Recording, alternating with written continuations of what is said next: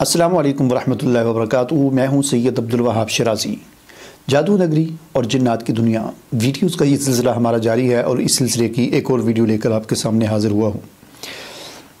ناظرین، آج کی جو میری ویڈیو ہے وہ ایک دو آپ کے سوالات ہیں، کمنٹس بلکہ کہیں، جن کو میں نے پڑھا اور ان کے میں نے کچھ جوابات دیے، تو اس حوالے سے ہے۔ جن میں سے ایک کمنٹ تھا کسی صاحب نے کیا کہ میری ویڈیو کے نیچے کہ میں 20 سال سے علاج کروا کر تھک گیا ہوں، اب خود عامل بننا چاہتا ہوں، عملیات سکھانے والے مجھ سے رابطہ کریں، اور آگے انہوں نے اپنا فون نمبر لکھا ہوا تھا۔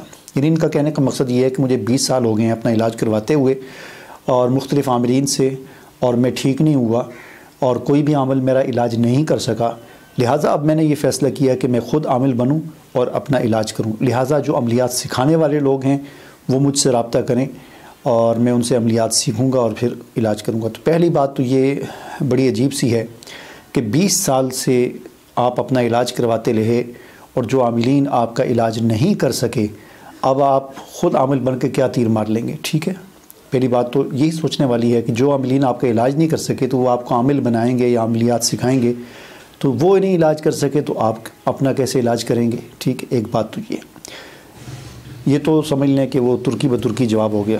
اب اصل جو بات ہے جو میں آپ کو سمجھانا چاہتا ہوں اس حوالے سے، وہ یہ ہے کہ آپ حقیقی عامل بنیں، جیلی عامل نہ بنیں، حقیقی عامل بنیں، جیلی پیر نہ بنیں، حقیقی پیر بنیں۔ ٹھیک ہے، حقیقی عامل بننے کا کیا طریقہ ہے؟ بڑا آسان سا سمپل سا طریقہ ہے۔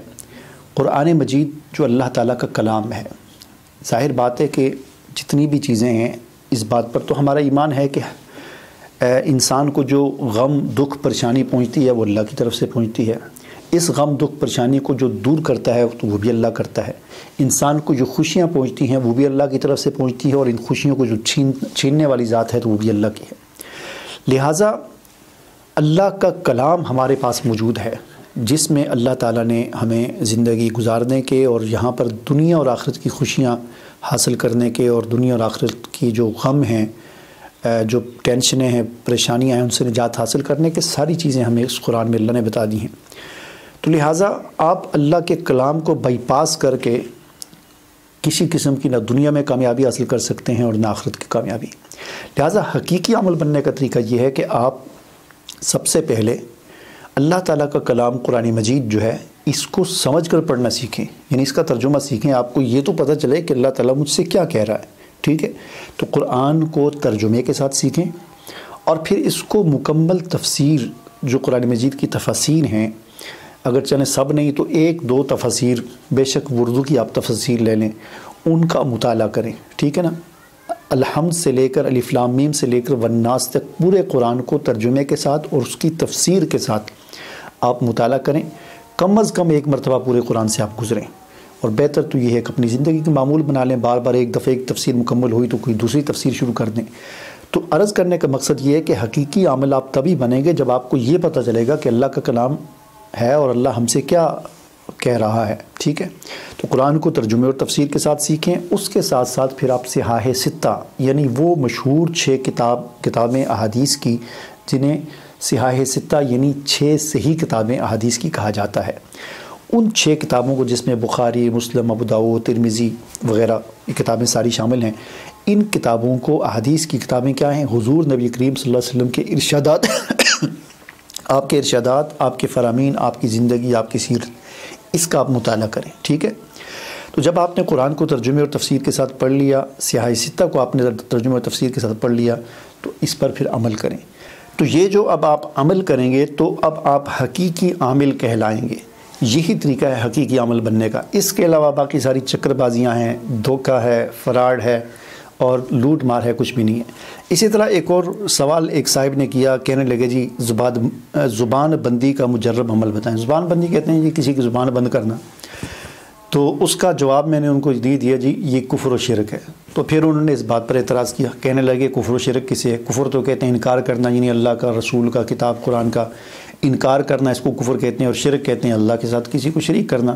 تو زبان بندی میں کون سا کفر ہے اور کون سا شرک ہے؟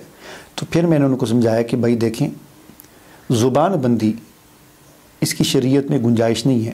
شریعت آپ کو اس بات کی اجازت نہیں دیتی کہ آپ کسی کی زبان بندی کریں۔ ٹھیک ہے، جب شریعت اس بات کی اجازت نہیں دیتی تو لہٰذا شریعت میں ایسا کوئی طریقہ بھی نہیں ہے کہ شریعت آپ کو طریقہ سکھاتی ہو، اسلام نے آپ کو کوئی طریقہ سکھایا ہو جی آپ کسی کی زبان کیسے بند کر سکتے ہیں، اس کی زبان بندی کا کوئی عمل، تو شریعت میں اور اسلام میں ایسا کسی کی زبان بندی کا عمل جو ہے وہ نہیں سکھایا گیا۔